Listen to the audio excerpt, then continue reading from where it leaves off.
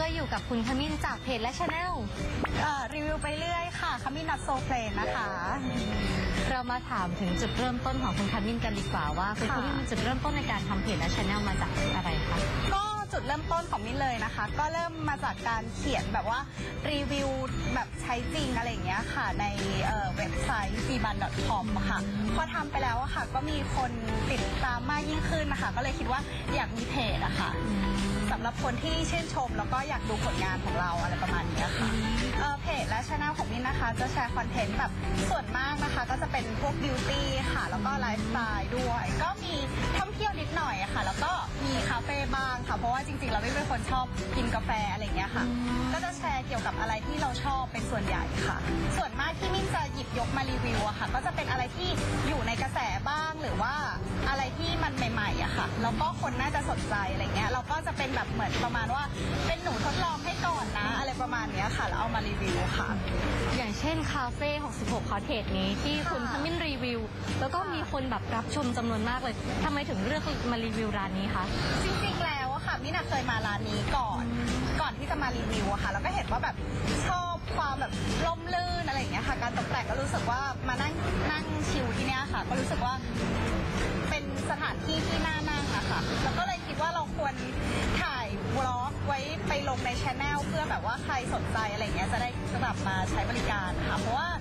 เหมือนแบบในกรุงเทพอย่างเงี้ยค่ะคาเฟ่เยอะแต่ว่าคาเฟ่ที่มีแบบความร่มรื่นขนาดเนี้ยมันมีน้อยอะไรเงี้ยค่ะแล้วอย่างเทรนด์บิวตี้เนี่ยที่มาแรงปีนี้คุณขมิ้นคิดว่าเทรนด์ไหนคะการแต่งหน้าประมาณไหนจริงๆการแต่งหน้าที่มาแรงในปี 2019 นี้นะคะมิ้นคิดว่าทุกคนอะแต่งหน้าหนักกันมาและในหลายๆปีที่ย้อนกลับไปอะค่ะปีนี้เขาจะเน้นอะไรที่มันเป็นผิวมากยิ่งขึ้นอะไรอย่างเงี้ยค่ะดูแบบเป็นแนวแบบเกาหลีฉ่ำน้ำหน่อยอะค่ะอะไรที่คิดว่าเป็นจุดเด่นที่ทำให้มีผู้ติดตามเยอะจนถึงปัจจุบันคะจริงๆแล้วที่มิ้นคิดว่าคนติดตามมิ้นเยอะค่ะอาจจะเป็นเพราะว่ามิ้นรีวิวแบบ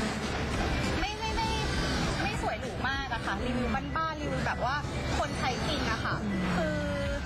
พอเราใช้จริงใช่ไหมคะเราถ่ายรูปให้มันดูเรียวอะค่ะแล้วก็เขียนด้วยความจริงใจอะไรอย่างเงี้ยค่ะมิ้นคิดว่าอันเนี้ยอาจจะเป็นเพราะว่าจุดนี้ที่ทำให้แบบมีคนติดตามค่ะจากที่เราเป็นบล็อกเกอร์หรือว่าอินฟลูเอนเซอร์ให้อะไรเรากลับมาบ้างคะจริงๆมิ้นไม่ได้หวังความเป็นบล็อกเกอร์อะไรกลับมาว่ามิ้นจะได้อะไรกลับมาบ้างเพราะว่าความตั้งใจแรกคือมิ้นต้องการที่จะแชร์แต่สิ่งที่มันกลับมาคือมันทำให้มิ้นรู้สึกภูมิใจทุกครั้งที่แบบมีคนมาแบบเฮ้ยเนี่ยเราไปซื้อตามเธอแล้วนะมันใช้ดีมากเลยอะไรอย่างเงี้ยค่ะอันเนี้ยมันรู้สึกแบบโอ้โหมีกำลังใจทำต่อยิ่งกว่าสปอนเซอร์เข้าอีกค่ะได้ข่าวว่าจากการทำเพจและช anel มีสปอนเซอร์เข้ามาด้วยใช่ไหมคะใช่ค่ะก็มีประมาณนึงค่ะแบบเหมือนอัปเดต product ใหม่ๆอะไรอย่างเงี้ยค่ะก็คือพอเข้ามานี้เราก็จะมีการคุยก่อนไหมคะหรือว่าเลือกเกณฑ์ไหมว่าเราจะเลือกรีวิวชิ้นไหนอะไรยังไงจริงๆจะถามก่อนนะคะว่าเป็นผลิตภัณฑ์ของอะไรคือแบรนด์ไทยอ่ะมิ้นก็รับรีวิวนะคะแต่ว่าขอให้มีอย.แล้วก็ถูกต้องอะไรอย่างเงี้ยค่ะแล้วก็เรื่องความน่าสนใจของโปรดักต์นั้นๆนะคะคืออย่างถ้าแบบเป็นสกินแคร์ที่แบบสำหรับคนหน้าแห้งอะไรเงี้ยมิ้นก็คงจะรับไม่ได้อะเพราะว่าจริงๆเราไม่เป็นคนหน้ามัน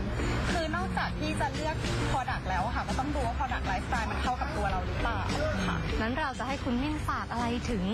คนที่กำลังจะก้าวสู่วงการบล็อกเกอร์ยูทูบเบอร์นิดนึงค่ะว่าเราควรมีการเตรียมตัวแล้วก็ปฏิบัติตัวยังไง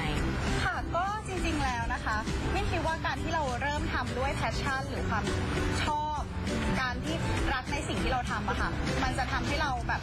ประสบความสำเร็จได้แล้วก็อีกอย่างหนึ่งอะค่ะคือเวลาที่อย่างมิ้นก็เคยผ่านจุดนั้นมาคือทำไปสักพักหนึ่งอะบางทีมันไม่มีคนติดตามหรือว่าบางโพสต์มันไม่มีคนอ่านอะไรอย่างเงี้ยค่ะเราก็จะรู้สึกท้อบ้างแต่ว่ามิ้นเชื่อว่าถ้าเราตั้งใจทำจริงๆแล้วทำต่อไปค่ะมันก็จะมีสักวันที่แบบที่เป็นของเราค่ะในวันนี้นะคะก็ต้องขอลาคุณผู้ชมไปพร้อมกับคุณขมิ้นก่อนนะคะสวัสดีค่ะ